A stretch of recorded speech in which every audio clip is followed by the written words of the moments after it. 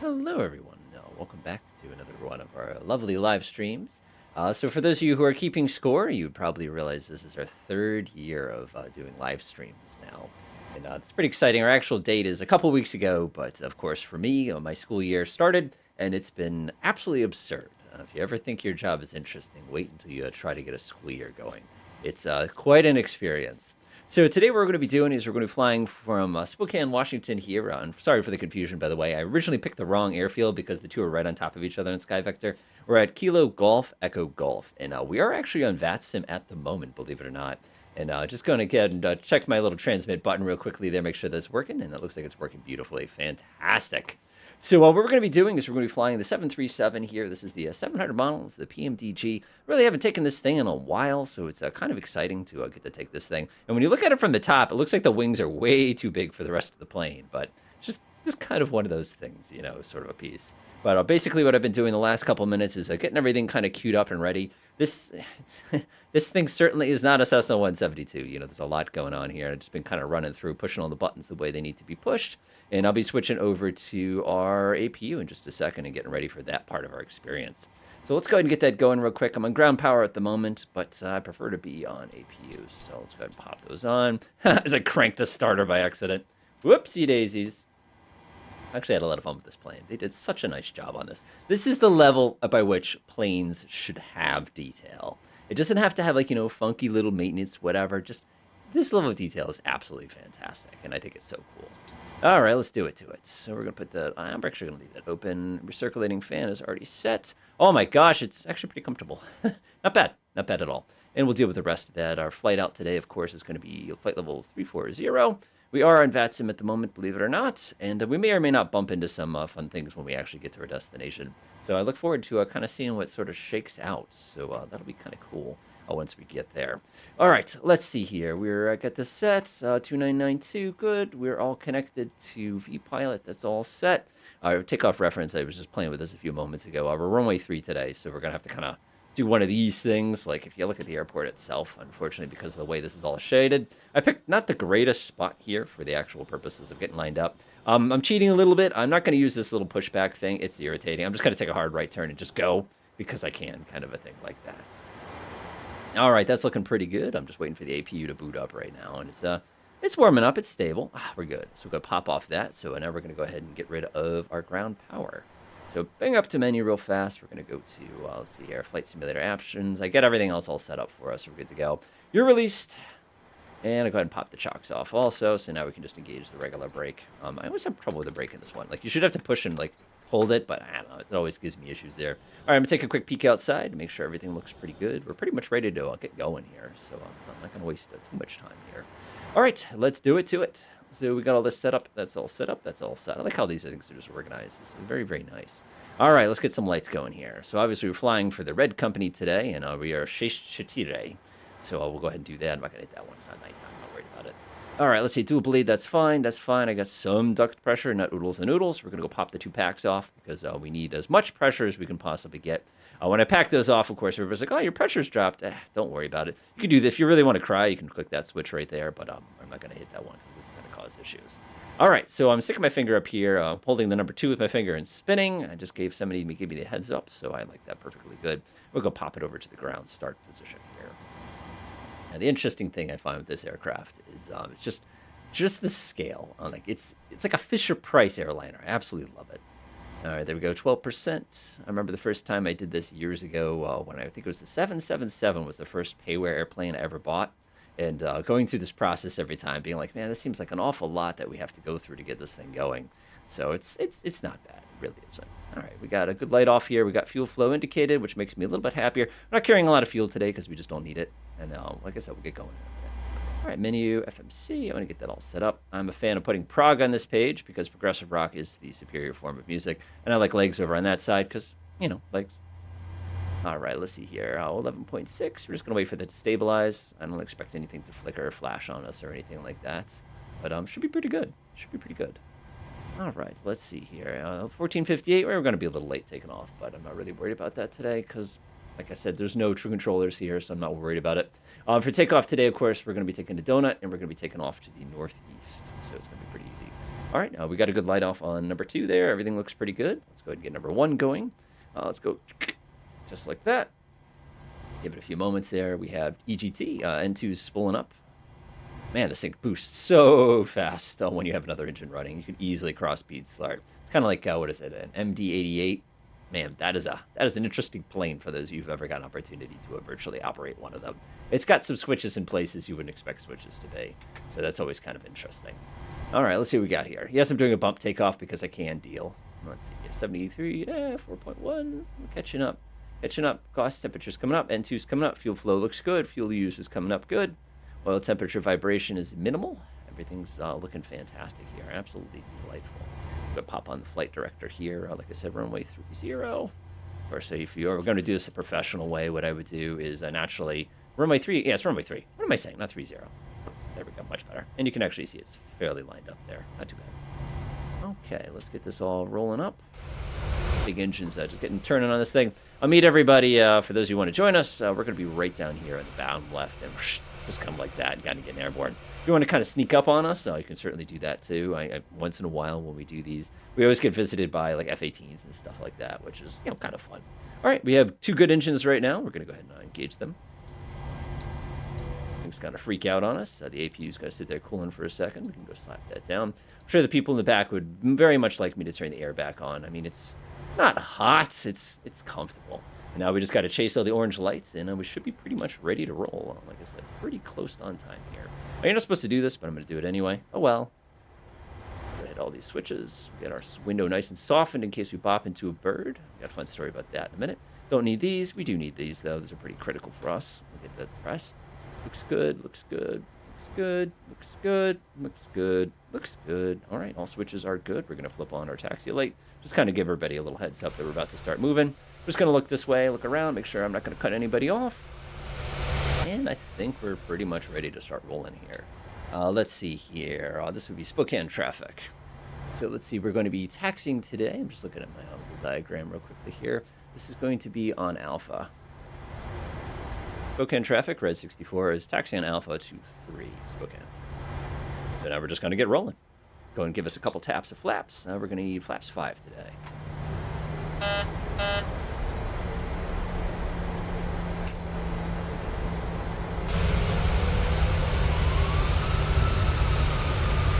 Thing basically rotates in place. What does it say? Aircraft carrier takeoff? This is awesome. Love it.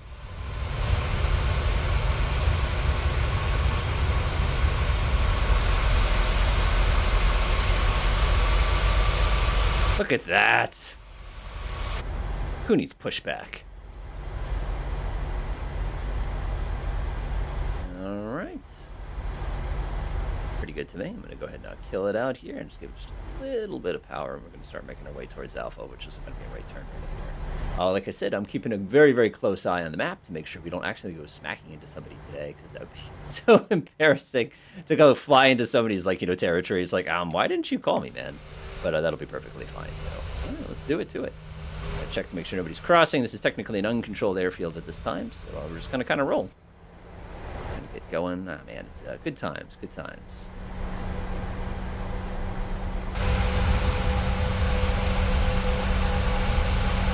Love the fact that in the real world we can't, just get out of the plane and go. All right, give it a little tap. Going a little fast, but nothing too bad. I just love how sensitive the controls on the 737 are. Like, it's just not what you'd expect at all. You'd expect this to be very much, whoa, but it's not that it's twitchy either, but it's just easy. All right, here we go. Cool. Spokane traffic, Red 64 is taxi Alpha to runway 3. And down we go. Oh! Let's see here. Tool Prog. Oh, I missed this. Sorry. Tool Prog or Jethro Tull Prog? Why not both? I do like progressive rock.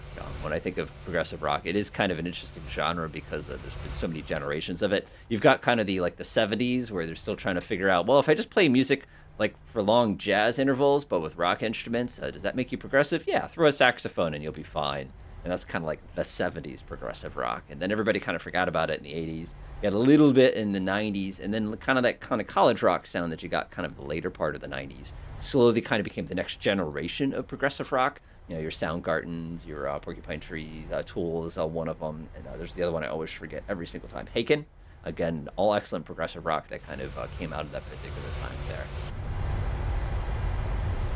Oh, good stuff. Good stuff. Oh boy, gonna get buzzed here. All right, here we go. Even though this is an uncontrolled airport, we might as well pretend we're professionals here and not be professionals. I'm just confirming the approach is clear before I cross the runway. Confirming the approach is clear before I cross the runway. All right, let's go. Spokane traffic, red 64, crossing runway 26 at Alpha.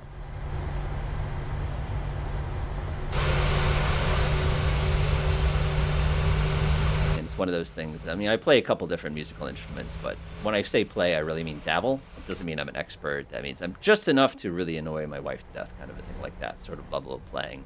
And it's like if I could ever make my own band, it'd probably be progressive rock. I just love it. Like, just cool and like jazzy and entertaining. I don't know. I absolutely love every bit of it.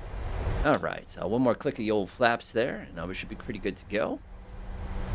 Let's see here. You know. Actually, we're not even on the runway. Why am I even pushing that button?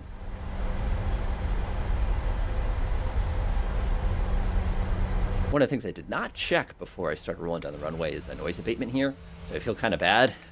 So if I had to guess, given that the city's kind of to the south and east of us, it's just going to be go up and then turn, kind of a thing like that. But we'll kind of see what happens when we get going.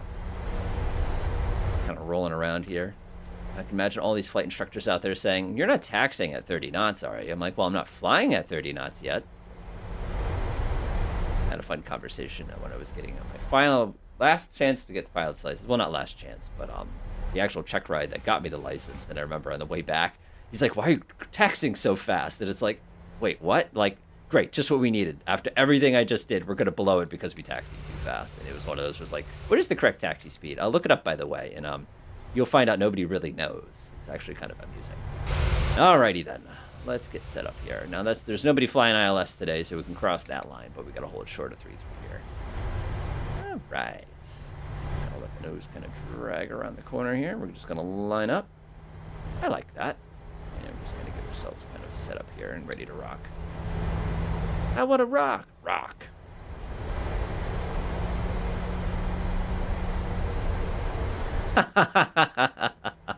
It certainly does have enough people.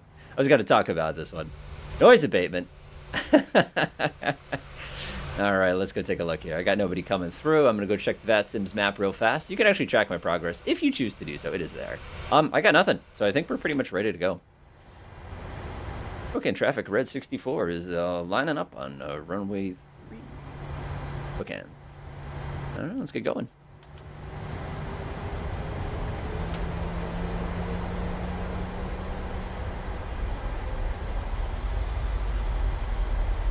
All right, one last idiot check. So our flaps are in the correct position. Actually, they have a thing for this. Takeoff. Flaps in the correct position, and what does that say? Stabilizer trim is set, which it is. Cool. Checklist complete. Now that is my idea of a checklist. I can work with that. All right, we're good to go. Rejected takeoff. We should probably arm spoilers just in case. Man, I gotta be easy on the brakes on this thing, but I don't have differential braking on my rudder pedals, so I have to kind of work with what I have here. All right, it's runway 3, and we are off. Well, let's see here. We are off 7 minutes late. Whoopsie daisies. Oh, well. All right, one last check for everything. That looks pretty good to me. Spokane traffic, red 64, taking off runway 3, west departure. All right, let's do it. I love this little button. Click.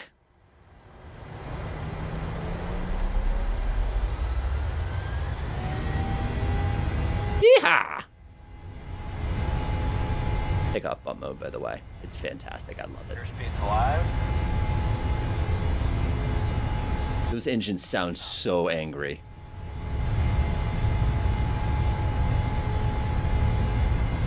V1. Rotate.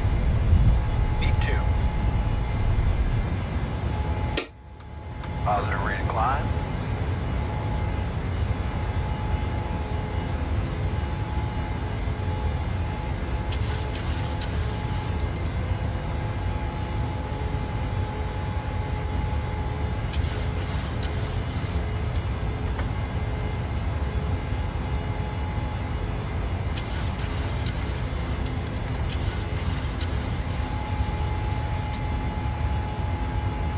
4,000.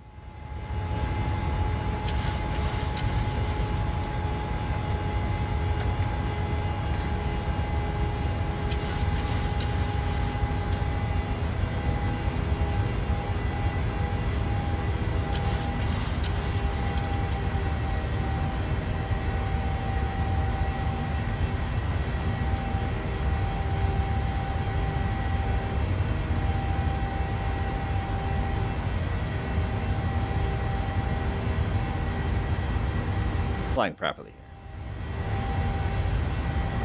Spokane traffic, red 64, 6,000 departing to the west, Spokane.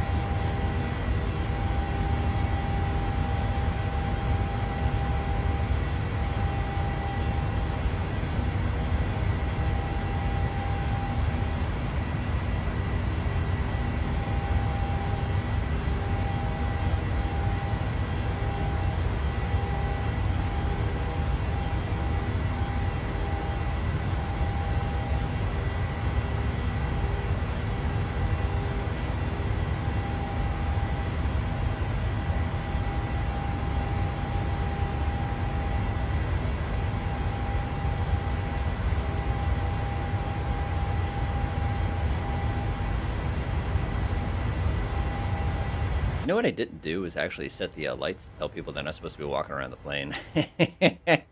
Oh, it's on. We're good. We're safe.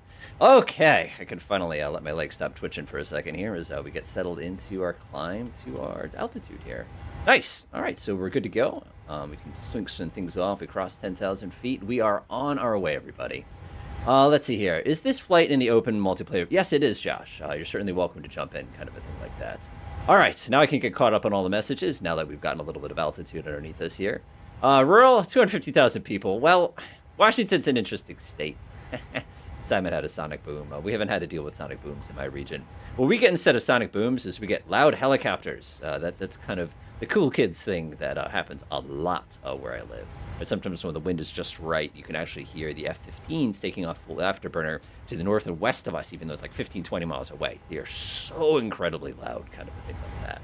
All right, we're good. Let's go start making sure everything else is okay down here. Let's swing down. Our next destination is Zegro. We're going to be landing today at 6.7, which is plenty. Flight level 240 is going to be where we're at Jorad, Lund, Yentl, Hood. Looks pretty good to me. I'm going to go take a peek over at SimBrief here. Looks like somebody has joined us here, which is awesome.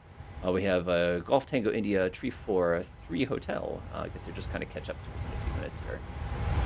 All right, now one of the fun things you can do if you've never played with this website before, if you ever want to play the what's going on in the air game, sort of a thing like that, it's actually pretty slick because they have all kind of this complete thing, and you can actually see I've got my little route here, my speed, and you can also see the fact that I left late, and it's going to yell at me because I've left late and all those other things. So it's like, oh, that's not fair. The other thing I noticed too is when my mouse was over here, I caught the fact that somebody else was flying into Portland, so it's actually pretty slick.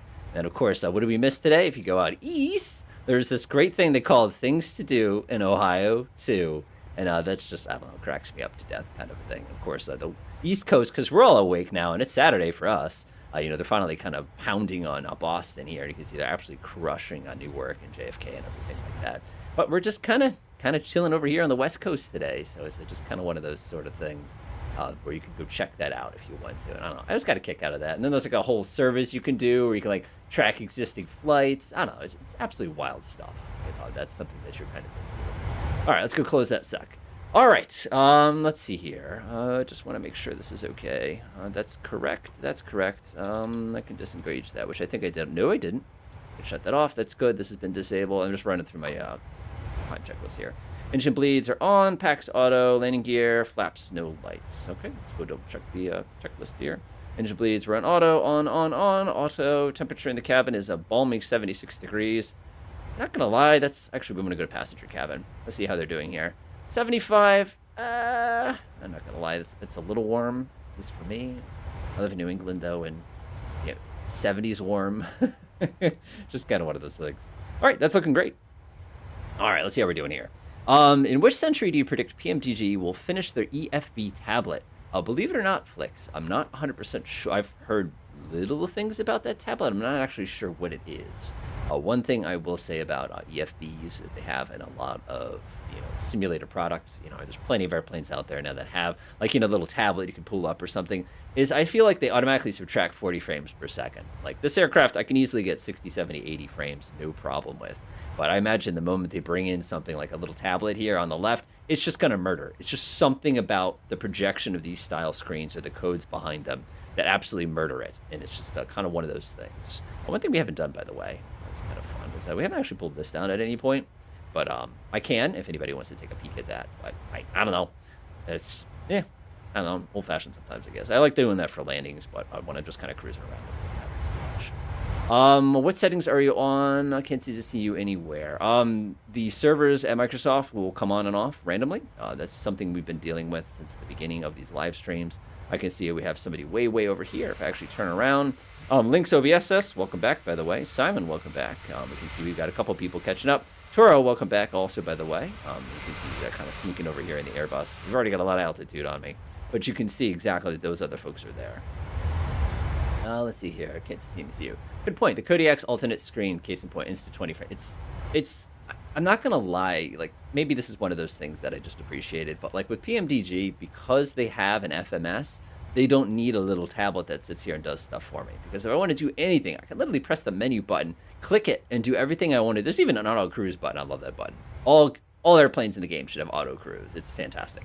But like that's as much. And if I want to go back into realism mode, I just push one of the buttons and I'm like right back there. It's completely, hidden, but it's still there and accessible if I actually need it on a given scenario or anything like that. It's great. And again, if you wanted to talk about case in points of laggy tablets, the Goliath airplane, I love it to death, but I just can't fly it. The performance is just atrocious. It's just kind of one of those things. I don't know. So one of the things I was saying, what is so fascinating about Washington State here is I have been to Washington. This is one of those spots that I've actually visited before. And the one thing I learned from my buddies who lived in Washington is they lived out on this side of Washington. It's basically this as far as the eye can see. Once you get out of Spokane, it's just, this is it. This is what you get. It's rural. And, it's like being in the American Midwest kind of a thing. And it's not that it's flat completely, but it's relatively flat because you got all the Rockies that are kind of down on that side of things. Now, the incredible things is as you kind of pass over the middle of the state, you get right back to the urban and you get your Seattle, kind of Tacoma, all that sort of region, and everything just gets crowded. Now, when I originally traveled to Washington, I was actually traveling to Portland. Where we're going to do, we're actually going, like I said, Portland proper in Oregon. And one of the things we did, of course, is we rented a car and we drove up to Seattle because it's like 2 hours. That's it. And I remember along the ride, I forget what the highway is up that way. Everywhere you look, it's just trains, just choo-choo back and forth off your left kind of a thing in the whole highway journey. And then when you finally get up to Seattle proper, it goes from this kind of thing, but you're like on like, California beach with like the water to your left kind of a thing, plus the train. And all of a sudden it's like whack, suburbs. Like suburbs as far as you can see suburbs kind of a thing like that. And like the actual city of Seattle itself, like you almost see the cranes before you see the actual, the big needle and all those kind of things that exist over on that kind of place. And one of the things that was super cool about it, I mean, this is fun in Airliners, I don't do anything for 20 minutes. One of the things I really liked about the region, though, is the fact that they had the Boeing, like their little kind of test place in one of their assembly plants up there. So they had their amazing air museum, like absolutely awesome. They had like the Concorde, and in the Concorde, of course, I've told this story before. They have a little dial that tells you what Mach you're traveling at, and nobody cares about it until it gets to Mach 2. Then everybody in the plane, no matter how hoity-toity, has to run up and get a picture with it. But they had that. They had an old Air Force One, which was absolutely fascinating to kind of walk around and see how it's just one very long extended office with a lot of communications gear in it. And they had stuff hanging from the ceiling, like the Bell X-1 and all this really, really neat old school planes. They had the original like factory floor with like the engines. It's such a cool museum to visit if you do get a chance to kind of go up there to the Washington side of things. Of course, being in that region too, if you got like where the old World's Fair was and you have the Needle and everything. And they have this really silly tram. I mean, it makes perfect sense if you've been there. But basically, the tram takes you from the kind of uptown where the World's Fair is, downtown to where the dock is. So you can watch people throw fish at each other, which apparently that's cool. Like I don't know the appeal, but again, people who have been there, you're going to go to your little pier, I forget which one it is, and you're going to watch people throw fish, and it's just like, wait, they come to see, like, I don't know, it's just one of those things. I don't know. It's like finding the world's largest hairball or something. So they're like that. I don't know. People just love it. One thing I know though is one of my engines is not moving at the same speed as the other engine. Why are you moving at 98.9 here and you're moving at 99? Oh, yeah, I see what's going on here. He's actually running a little slow. That's okay. Again, it's not the end of the world or anything like that. It's a regular plane. They're going to do that, so I'm not stressed about it. One thing I would want to check, though, is double C with the vibration. Yep. See how the N2 is slightly higher? Yeah, there it is. What about my vibration? Got a weird vibration. And we have a little oil in that engine, so that's probably half of it right there. Yeah, the oil pressure is actually a little bit lower on that side. It'll be fine. Not worried about it. It's kind of a neat little thing that they actually get details like that accurate, and I love that. Absolutely awesome stuff. Okay, so one thing we do have to concern, though, is we're at flight level 260 here, 34,000. We're in the progress page, correct? JORAD, our top of climb is going to be 49 nautical miles, and it's going to be 187, 48. That's 130, 130. We're basically going to be at cruise altitude for 5 minutes, if that, and then we're going to turn around and come right back down as fast as we can. Now, if some of you are probably like, hey, I fly this thing all the time. How are you getting this thing to do Mach 0.81? Aha! That's my secret. No, it's not really a secret. Everybody knows how to do it. Basically, when you set up your actual flight here, one of the things you can do, see, I need performance. One of the things you can do is you can crank up the cost index to 500, and it allows you to achieve ludicrous speeds in this plane, even though I'm not even up to altitude yet. So it's not cheating, but it is moving very quickly with an not an Airbus, a Boeing. I just thought that was kind of fun to play with for those of you who've not tried it before. All right, so we got about, what do we have here? So we're going to be on the ground at 50 after. Looking over here, we're at 20, so we have a half an hour, plenty of time to kind of relax and kind of kick back. So interesting news in the Flight Sim world for those of you who have been following it all along. We know that we have another version of Flight Simulator coming out a year from now. I'm just going to use that as an excuse to get a new computer. Thank you, YouTube, for that. But that should be interesting. We've discussed it before, but there hasn't been a lot of other stuff that has come out. But there is one thing I want to point out that will be coming out in a year, and I have to share this because it's interesting, even though it's not necessarily something that probably all of us kind of play. But I found out that we're actually getting a new version of Factorio in a year.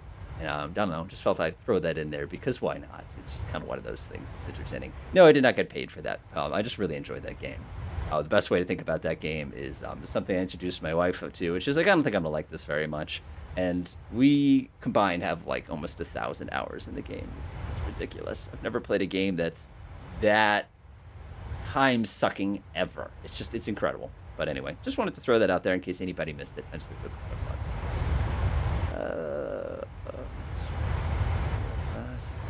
Sometimes you accidentally hold the brakes and it like messes us up. So we're not holding the brakes, so the brake hydraulics. Why is the beast? Who filled this thing up? Man, I gotta talk with my maintenance guys. Not that anything's busted, but it's making me nervous. Engine mode, that looks pretty good here. Rate's fine. Good thing to check here is to see if one engine's using more than the other. Nope, they're exactly the same. So it is what it is. How do you turn off the overspeed warning in the Airbus A320? So the overspeed, I'm not 100% sure. I hate to say it. Well, I'm not going to lie, Toro. I'm cheating a little bit here because I'm literally, if you look, I am at my maximum speed climbing here. We're at 0.81 here. This is like, you can't go faster than this in this plane. It's just not okay, but I'm basically a millimeter, like half a knot off that speed. I can get away with this because there's only a 6-knot wind right now, so it's not that big a deal kind of a thing. But again, you can't. I'm basically pushing this pretty darn hard. And I don't know that the Airbus will tolerate that as much as this plane will, kind of a thing. Now, if we were in a 747, I could go up to 0.9. That's moving. Oh, Starfield. Oh, boy. Haven't played it. I'm not paying $70. And yes, you can go on Game Pass and basically get the free trial, or not the free trial, the cheap trial, and play Starfield for $1, essentially. And go for it. I've played plenty of games like it, but from talking to people, I'm not in a rush to play Starfield, not going to lie. I did No Man's Sky. I did that. I've done that experience. I've done my Mass Effect experience. I've done all my other Bethesda game experiences. They've been wonderful. But I'm just not in a rush. Like, I know it's going to take a long time to play it. But the other thing is, like, I've got a good computer, but from what I've read, there's, like, basically an internet meme going on right now where people are like, hey, look at how good frames I get on XYZ at these settings. And like there's 1,000 YouTube videos dedicated to it just because of how poorly it runs. So there's kind of that aspect of it as well, which I find interesting to say the least. Excellent. Thanks for that one, Simon. Oh boy, we are moving. Now, the best thing is my ground speed here. Look at this. Look at this. 470. We're moving. I was tempted to do this in the Cirrus Vision just because it's a spaceship. Amazing aircraft, by the way, for those of you who haven't played with that one. It's just so cool, especially in VR. But no, it's too slow for this. I needed something that could actually take us from Washington to Oregon. And if you look really, really carefully in the distance...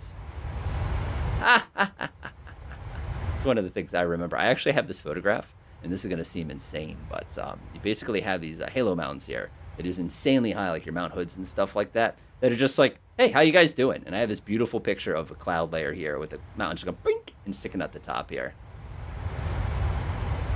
Yeah, that's what I was afraid of, Flicks. So that's why I'm not in a rush to play that game, even though it sounds like a ton of fun kind of a thing. All right, I'm just confirming real quickly that I'm not about to cut somebody off here in, what do you want to call it, VATSIM view, because we are actually in VATSIM right now, believe it or not, and we're just at the halfway point now. So we're making time, and the nice thing is it's going to be a straight-in approach to land. I know what that sound means, and that's good for us because it's going to be easy. Not bad, not bad. Oh, look at that. The calculation's almost perfect there. Man, they do a nice job in the avionics on this plane. Absolutely fire kind of a thing. Oh no, everybody disappeared again. There shouldn't be anybody gone though. Like, we're not anywhere near Los Angeles. Oh my gosh, look at the temperature difference. Uh-oh, it's getting cold. I'm sitting there going, how do you know it's getting cold? Those kind of clouds. Then again, that's if they actually work that way. Look at this, look at this. Uh-oh, that's gonna be interesting for us. We're gonna have to go through that. What do we have here? It's fine. It's already frozen. Just make a little clinking noises as it goes off our windshield. Not really that worried about it. Wow. Look at that. Uh-oh. I just noticed something. I wonder if it's actually, because I know that they were discussing that one coming out pretty darn soon here. I pressed a B by accident. Not as much as you'd expect, Jason. Believe it or not. It's definitely north of 100, but definitely less than 500. I'll give you that kind of a thing like that. No, I really don't have that many hours in single. When people start flying planes, they realize just how insanely expensive they are to operate. So we live vicariously through other means when we're not actually flying. Although I should be flying tomorrow afternoon, so that should be kind of fun. Grabbing the Cessna 182 and going for a spin. I haven't flown it in a while, but if you don't mind the fact that it stops flying when you pull the throttle back during landings, it's really a pretty cool plane. A lot of power, too. All right, that looks pretty good to me. That looks pretty good to me. We're slowing down. I actually got to get ready for descent. I know that sounds crazy, but we're 40 miles away from when we have to start coming back down. All right, everybody stop goofing off. Let's see what we got to do for landing there. So we're doing ILS for 2.8 today. ILS 2.8 left. We're going KPDX. Alrighty. And of course, the VATSIM controller is going to show up at the last possible second. Toro, not really. As weird as this sounds, I love flying. I love flying to death. And it is the absolute, like, to me, I'm never happier other than when I'm in my wife's arms, kind of a thing like that. But the reality is, flying kind of day in, day out, that's a lot. That's a lot. And also where I am in my own career, I'm pretty far in. I wouldn't mind, like, doing, like, the CFI thing or something at some point, just kind of as, like, a weekend gig. But it would definitely not be something that I would consider as a career. Let's see here. This is an R. Interesting. So if we take Schaefer, this actually requires an RNAV. That's interesting. The 5700 is a very tall mountain over here. So we're going to hit Mr. Hannah, Adam, Jinup, and 3700 is going to be our, what's our IF here? IF is going to be 2,000 feet. So we're going to hit, okay, hamster or himps, I don't know. I'll let you figure out what this one means.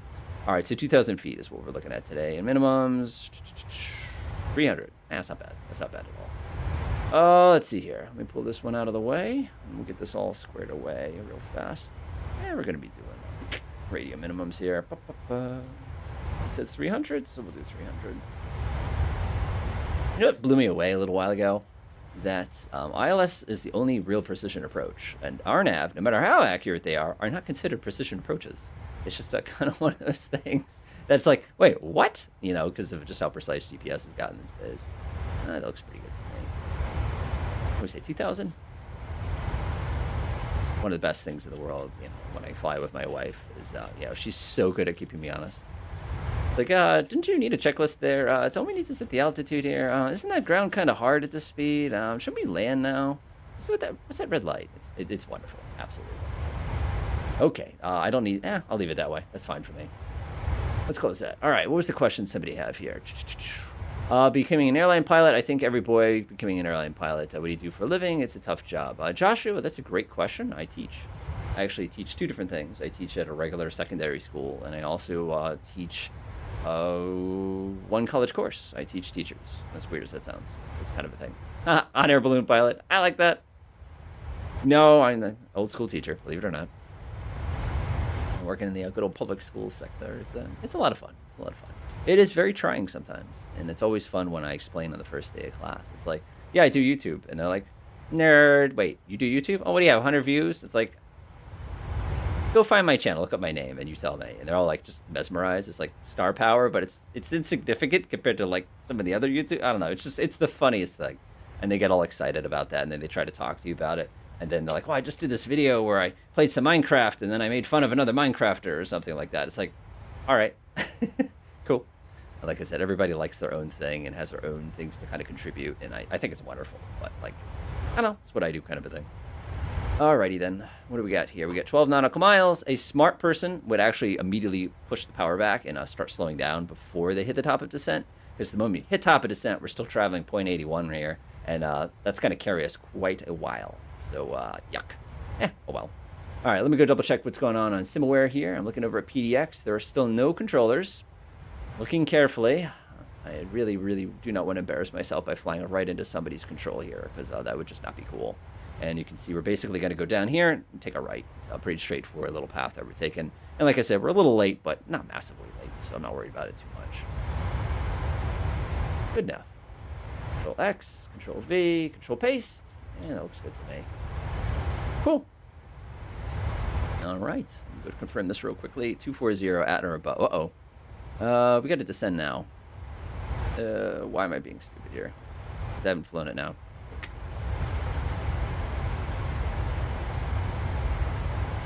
Now, I think it's interesting here. I'm supposed to be at flight level 240 at or above. And this aircraft's like, huh? And now it begins its descent. So now the power will come back. One thing that's interesting to me as a pilot from my early days versus my later days is when you're like in the sim world and you're doing a lot of sim pilot stuff. You know, you're like autopilot for everything. You know, I only got a hand flight when I need to do X, Y, Z. And then, of course, you get inside here. Cost index makeup for the lateness. It definitely helped. But the thing is that always got me is in the early days of my flying, it was like basically line the plane up, hit the autopilot, go. But when you fly in the real world, autopilots don't work consistently well. They're good, like they're really good. But the reality is like the plane will start going like this, and you'll be like, beep, shut the autopilot off and just take it in your hand, kind of a thing like that, because it's not behaving. And a lot of what you do is almost have the autopilot kind of hold the wheel for you while you're doing something, and then you grab the plane back. Or if you're doing like an approach or something like that, just to get it like lined up and stable, then you turn the autopilot on. It's just, like I said, it's good, but it's just kind of one of those fun things there.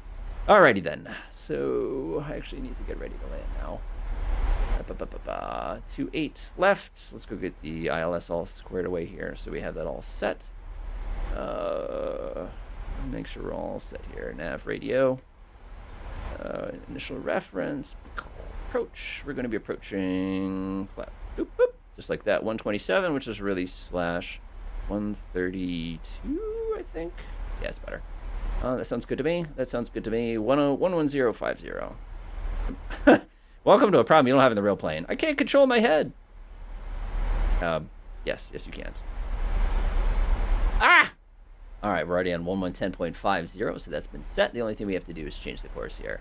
And the course is going to be 283. It makes sense for us. All right, 283.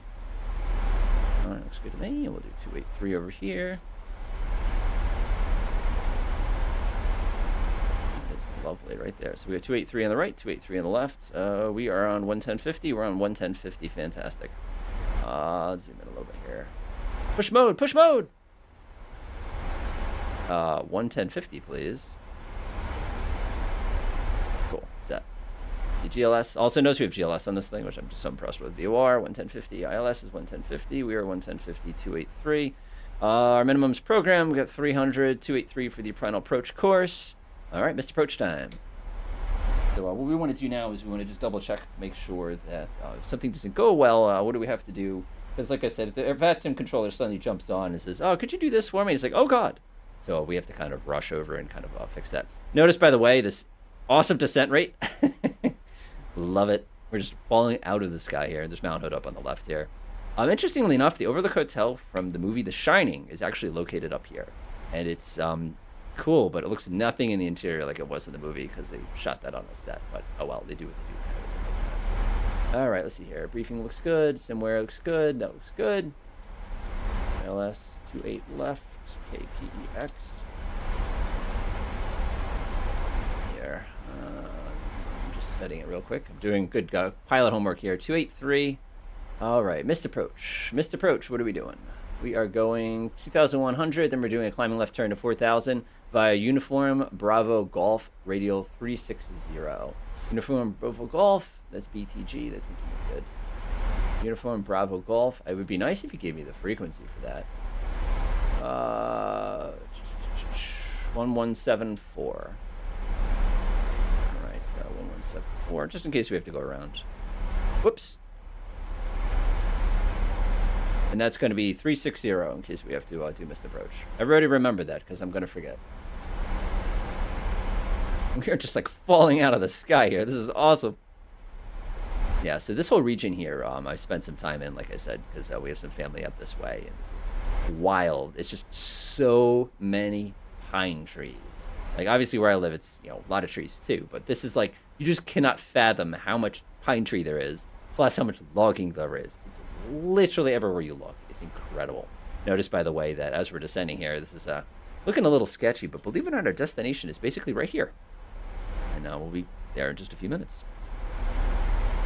15 minutes or so. All right. It's supposed to be at 13,000 when we cross this, and we're not going to be at 13,000 when we cross that. We're going to be close, but not exact. Oh, man. Just sort of falling out. I just want to enter a 5-digit GBAS channel plane. I'm not sure on that one, Flex. I'm fine with that. Looks good. Looks good. Just checking to make sure I didn't hit anything. Looks good. Thing we could do is we could flip on the terrain radar if we needed it, but honestly, we're fine. I don't think we're going to smack into anything. Want to see a fun button to play with? You get this button, right? You push it one more time, you get a vertical view. This is one of those things that when you're always trying to figure out, what do I need to be in order to cross this line at the right opportunity? You actually, if you press center twice, you can actually sit here and kind of do a Flappy Birds thing with the airplane as you're hitting the different sort of approaches. I would imagine you'd probably do under nav radio if I had to guess. Again, I don't know for this plane because I've never flown one of these in the real world. But yes, we can switch to Flappy Birds mode for those of you who are so inclined. All right, starting to slow down a little bit. Beautiful region, by the way. Absolutely gorgeous. One of the most complicated things. Actually, no, never mind. That was another state park that looked similar to this. Never mind. There was a very amusing trying to get up this thing situation. And of course, we went there in the summer. And when you go up to here with the Overlook Hotel, which we're probably not going to get a good look at as we go by, you'll actually see people snowboarding in August. Just, why not? It's cold enough. Sneak in here. Looks good. Looks good. And the cool thing too, if you change the zoom, so if I crank the zoom out, it'll actually adjust that zoom as well. See how that works? Isn't that so cool? Love that. Again, what a neat plane. What a well done airplane. Let's see here. I think it's a shift /. Watch me get the wrong button and put the plane into reverse, and then we have to cancel the whole live stream. Whoopsie daisies. Click. There's the one I wanted. It's got a little crowded, not gonna lie. That's better. That's good enough for me. Yeah. And we just enjoy our nice little relaxing descent here. We're gonna be hitting Hood. Oh, it's called HHOOD because of amount. Oh, I'm being stupid. That's why the approach is called hood. Because it's, yeah. Sorry, newbie mistake. So another fun thing I discovered when I was in Portland, Washington, not Portland, Oregon, sorry, is the fact that they have stoplights to get onto the highway. And it's one of those things where you've probably seen things like that in motorways in other countries. But like, because the traffic would get so ferocious, like you cannot believe how bad the traffic would get. They just have a light that lets some traffic on and then lets the rest of it merge and some traffic gets on. And like it like cycles between the two lighting modes and it's insanity. Like you just simply cannot believe like how thick that traffic will get. Like all of a sudden you snap your fingers. The other incredible thing in Portland, of course, is something called PALS. For those of you who've ever been there or anybody who happens to be in the region, it is the world's largest used bookstore. And it's not like, oh, it's got like, one floor, like, like a small thing. It's a department store for used books. It takes up like, not a city, obviously I say city block, but it's just a really big building. And it's so many books. It's like 5-6 stories of just walls of book to book to book to book. But you can go across the street and get even more books because they had to expand because they ran out of room in their main building. And it was just the most incredible thing. And that's where I got Hitchhiker's Guide to the Galaxy Complete Anthology. And I actually have it right behind me. So it's just kind of one of those things where it's like, oh, cool. But one of the rules my wife and I has for certain books is you have to get them used if it's like fiction. Because then it's part of the fun is trying to find a copy of it. So like you kind of know what I mean as far as that goes. But anyway, let's go ahead and get ready.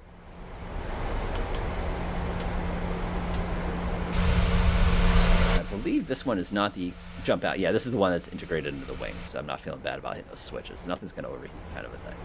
All right, let's get ready. It's still hot up here. 1, 2, 3. Whoa, now I've done it. Oh, God. Sorry, guy in the back. Sorry. Might be.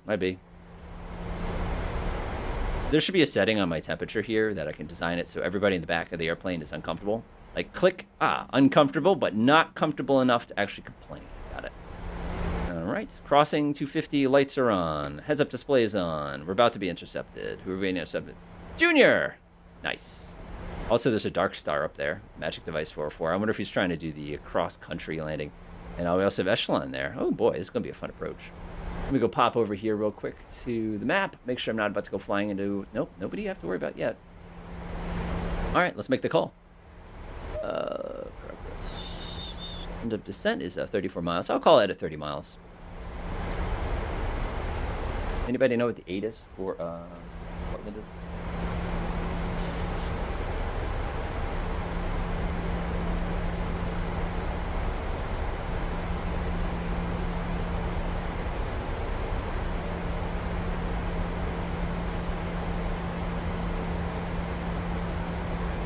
Mechanical difficulties.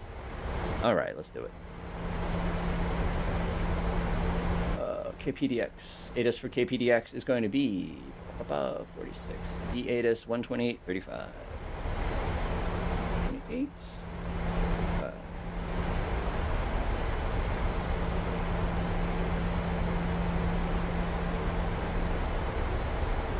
Acre.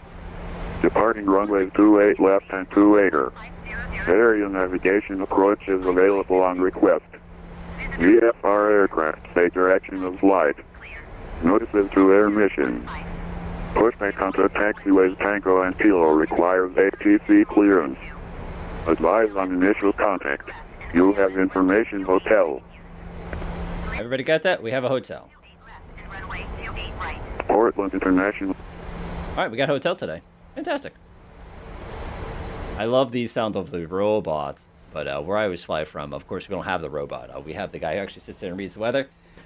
Radar information 22110 Zulu. Winds 2 point this. I notice the airman. 5G nodems are in effect. Like just like the whole speech and everything like that. Love it. Hey, morning. Uh-oh, we've goofed. They're coming for us. And if you look really carefully, you can actually see where we're going to be landing. It's like kind of off. See where the little island is? Love it. Absolutely excellent. All right, getting set up for PDX here. The weather looks good. Streaming looks good. One last check to make sure I'm not about to run over somebody's feet. No, apparently I'm not running over anybody's feet. All right. Don't want to be that guy. You know what I mean if you've done it in somebody in Batson before. Oh, we're getting some turbulence here, a little bit of weather. And nothing new there. A quick look here. We're pretty good. We're still on 122.8, I believe. Never changed. Yep. we're good. Just in case, tower for approach control is 12435. Portland Tower is 123,775. 123,775. Just in case. There we go. 123,775. Good to go. All right, we all ready for a nice bumpy landing here? My landings are equivalent to weather and frame rates. Just like in the real world. Frame rate definitely kills my landings. These guys moving pretty quick. Love it. Should go visit with everybody behind us real quickly here. Oh, we got Simon still. I think we lost everybody else a few minutes. United 189 is going to taxi when we tweet right via Alpha.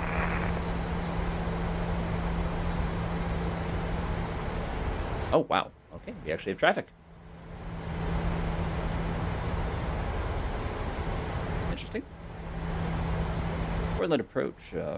Boeing Red 64 is about 20 miles to the east, setting up for the ILS for runway 27 left, Portland.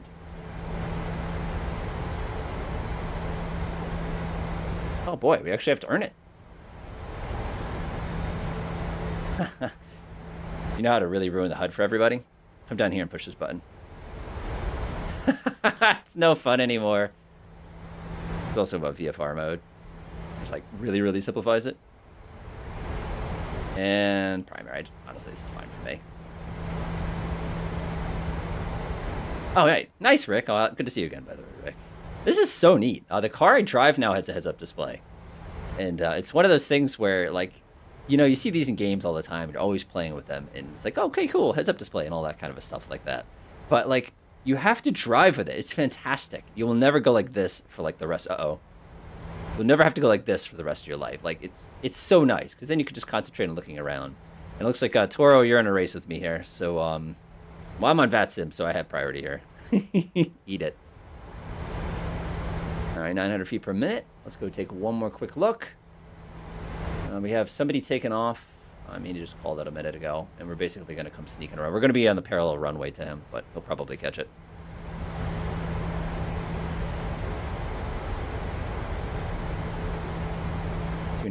Oh my gosh, this is so smooth. We are so good right now. This is good, this is good, this is good. We're going to start popping in some flaps once we get to Hannah there. I feel so bad for Hannahs everywhere. Hannah Banana. I mean, Hannah Banana. Alright, looks pretty good to me. See it? Right there.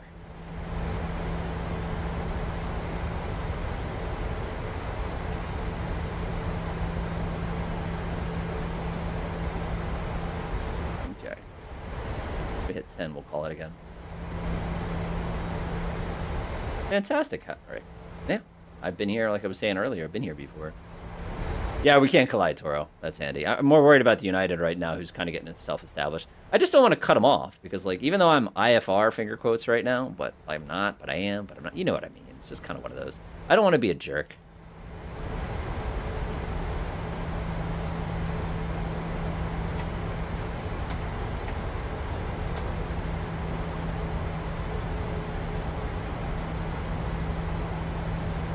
Here we go. Love this part.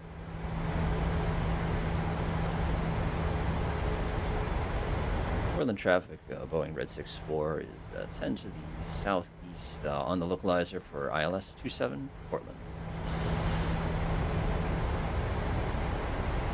27 left. 2500.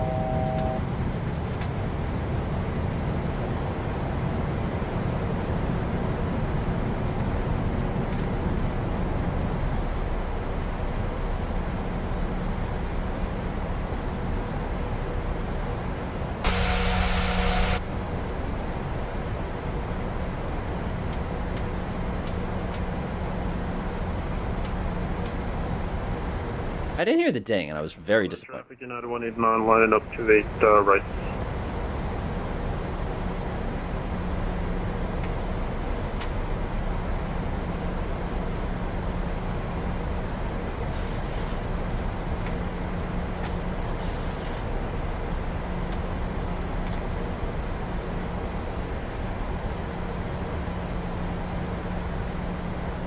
And Portland traffic, United 189 departing to 8 right.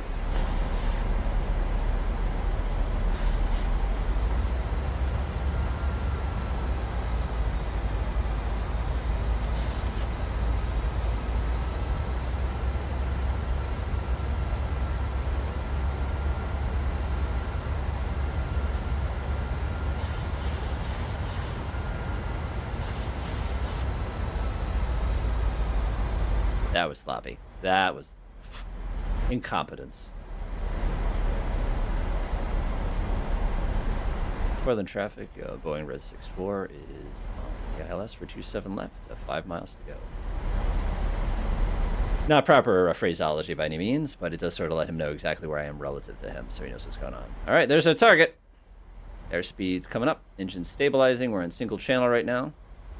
Hop over to dual channel. That's the sounds it should be making. I just do that. All right, now we just wait for it to get it. I'm really up there's I have the traffic. See him right here? Right there. That is our traffic. Just right there.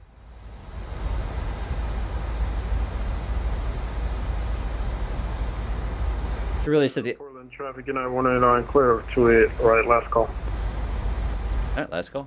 Ah, he's not wrong. He's not wrong. Another time wreck. I'm not worried about it. 1,000.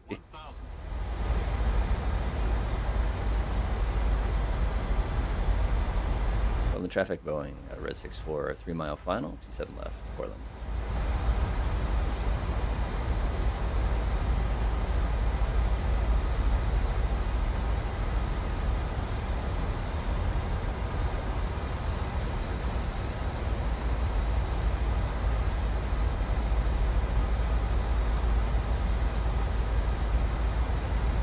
I just love how it looks like I'm just like on wires. Uh-oh, I got cut off. Beep, beep, beep. Jerk.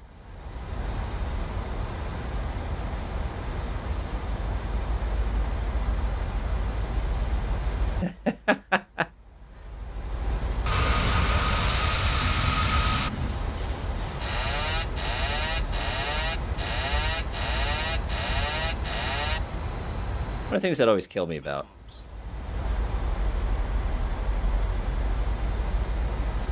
is it always gives you a little tiny bit of power when you do. It actually gives you some up trim, which I find very, very fascinating. It's designed basically because if you lost it and the thing you want it to be pitched up on us. 50, 40, 30, 20, Ah, I held the power in too long. 10.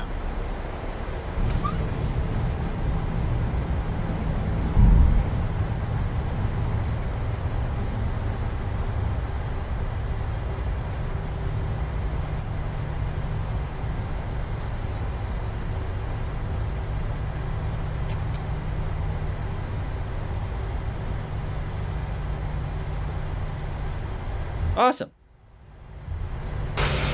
Bet you know where we have to park. Delayed till Simon clears.